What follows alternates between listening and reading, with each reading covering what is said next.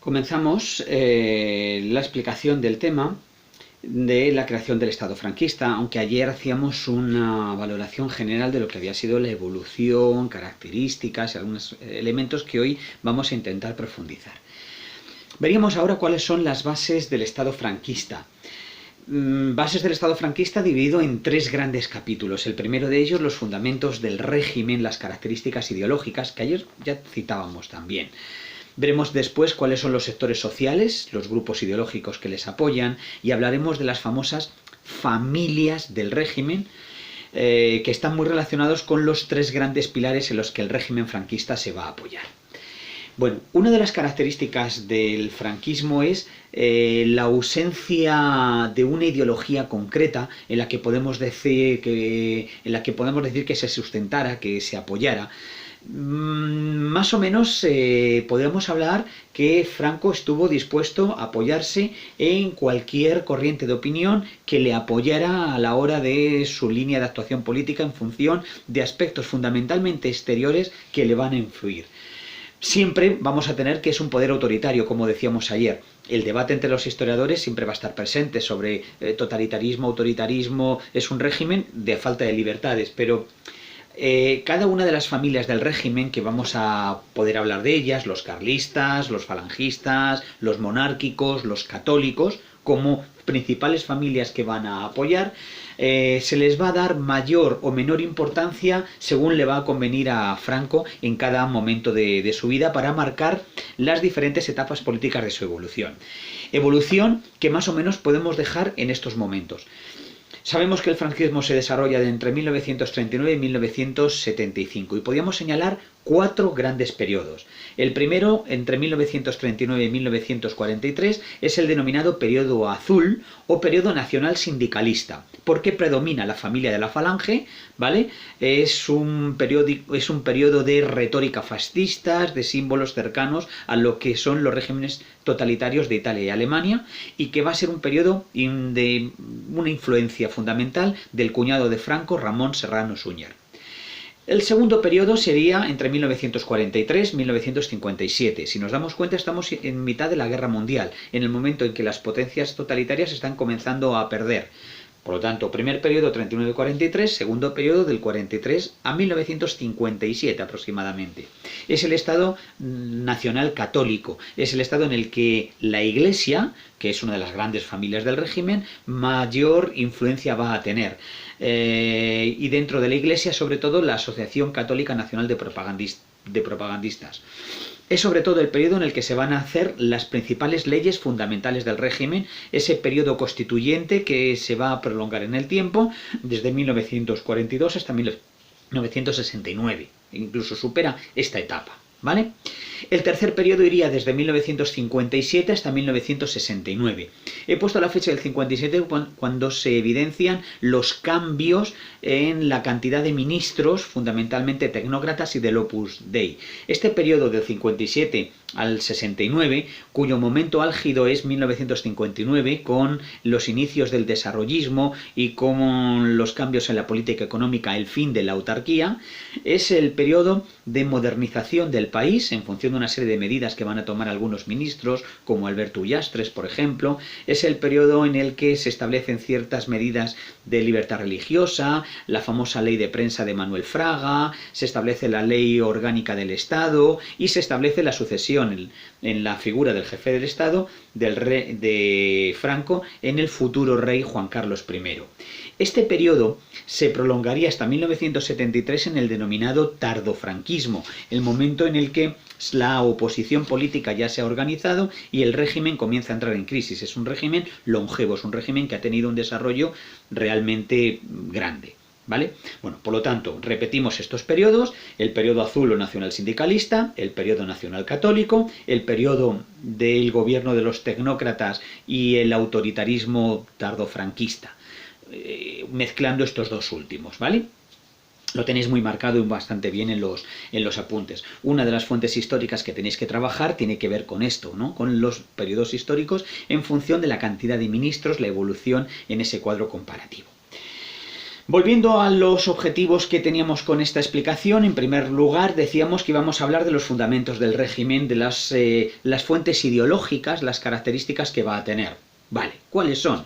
En primer lugar, el catolicismo. Va a ser la principal corriente ideológica en la que se va a apoyar Franco. La defensa de la religión católica, unido al fuerte nacionalismo españolista que vincula al Estado franquista con el pasado imperial de la época moderna, con Felipe II, la época de la Inquisición, va a dar origen a la gran ideología nacional católica que va a influir y que va a marcar sobre todo los años desde 1943 a 1957, como hemos visto.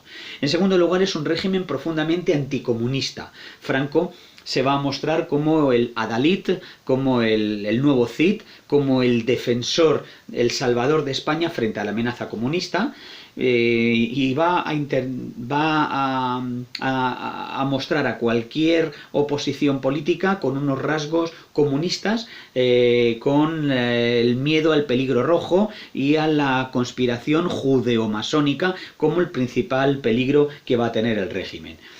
En tercer lugar, el pensamiento conservador, el conservadurismo, en el que va a introducir una serie de elementos tradicionalistas que proceden fundamentalmente del carlismo, es decir, ideología intransigente, antiliberal, que odia a la democracia parlamentaria, al sistema de los votos, que recela de las ideologías obreras, del nacionalismo porque ataca a la unidad de la patria y al centralismo, ¿vale? Y por lo tanto va a ser un régimen profundamente centralista y ultranacionalista.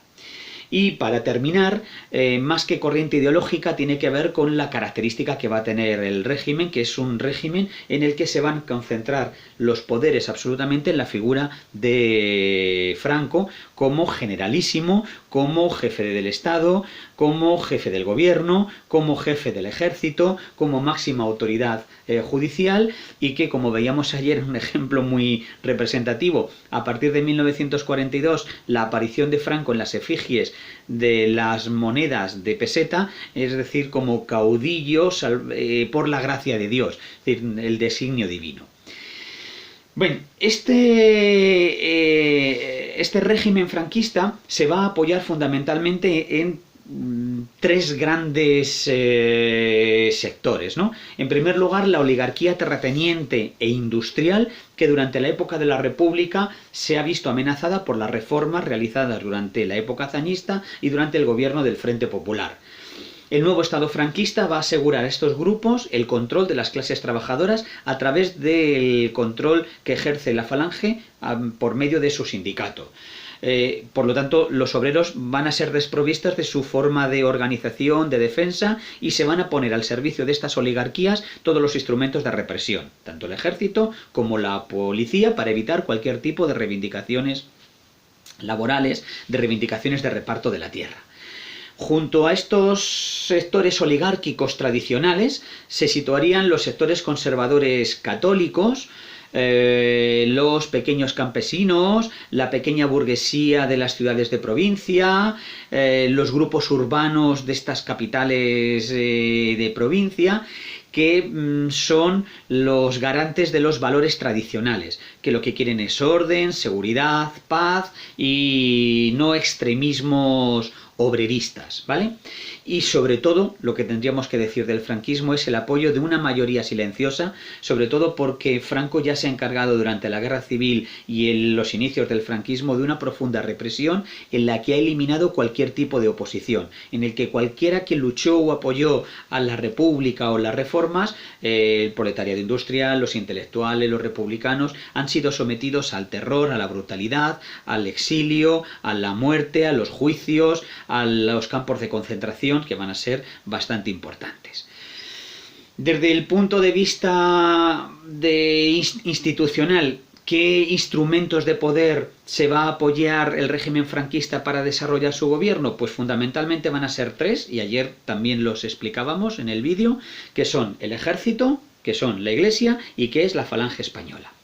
El ejército es el principal instrumento del régimen porque es el que, bueno, ha dado el golpe de Estado, es de donde procede la mayor parte o uno de los fuentes de ministros fundamentalmente de los primeros gobiernos, aunque luego eso va a ir cambiando. Es el instrumento que hoy se utiliza para garantizar la represión de toda la oposición y de los disidentes. Bien. En segundo lugar, la Iglesia es el instrumento que utiliza el régimen para legitimar su poder.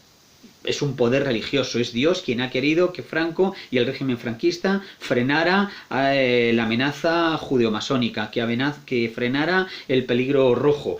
Y desde los primeros momentos la Iglesia va a apoyar al franquismo y va a justificar la guerra civil como una cruzada. Cruzada con mayúsculas, vinculándolo al mundo medieval, ¿vale? Una cruzada contra el ateísmo, contra el comunismo, contra todos aquellos que odian a la Iglesia.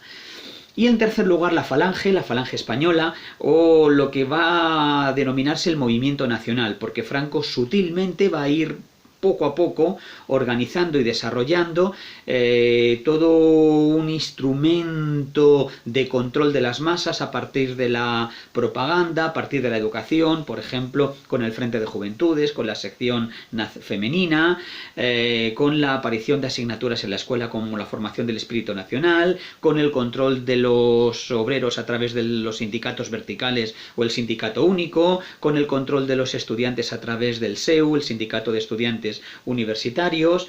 La falange, a diferencia de los partidos totalitarios, no va a ser un partido que controlara todas las instituciones del Estado. Por eso no podemos decir que es un régimen claramente totalitario en el que haya una confusión de partido y Estado, sino que va a ser utilizado por el dictador según los intereses del momento. La falange, la FET de las Jons, la falange española tradicionalista, y las Jons, fijaros que hay tres partidos políticos: Falange, fundada por José Antonio; las Jons, fundada por Onésimo Redondo y Ramiro Ledesma; y los tradicionalistas, los antiguos requetés o los antiguos carlistas, van a ser incluidos a partir de abril de 1937, en mitad de la Guerra Civil, en el llamado movimiento, lo que con el paso del tiempo va a ser el partido de masas, ¿vale? Que mediante el control de la propaganda, mediante el control de la información, mediante el control de los sindicatos, va a instrumentalizar y a lograr el control de la sociedad. Por lo tanto, tenemos por una parte al ejército represor, por otra parte tenemos a la Iglesia controladora de la moral y de la educación, y por otra parte tenemos a la falange controladora del movimiento obrero y también controladora de la propaganda. Todo ello va a crear un régimen, un estado en el que la cultura se va a empobrecer, se va a aislar, un panorama totalmente defensor, en el que los defensores del régimen pudieron desarrollar claramente sus actividades y el resto pues únicamente superar la censura que establecía el régimen a través de los instrumentos de gobierno, a través de la Iglesia, a través de la falange, y poco desarrollo de libertades nos vamos a encontrar. Y todo ello en un proceso evolutivo en el que, voy a volverlo a repetir para que lo tengáis, vamos a ver la evolución del régimen en función de 4 grandes momentos: el periodo azul o periodo nacional sindicalista, predominio de la falange, 1939-1943, el periodo nacional católico entre 1943 y 1957-59, y tenemos una etapa de transición, ¿vale?, en el que dominan fundamentalmente es la Iglesia, y el periodo del gobierno de los tecnócratas, en el que domina la Iglesia a través de una institución que es el Opus Dei, entre 1957-59, y el final del régimen, pero estableciendo el año 69 como el momento en el que comenzaría ese cuarto gran periodo, que es el tardofranquismo, el momento en el que la oposición ya se está organizando y el régimen ya está entrando en crisis.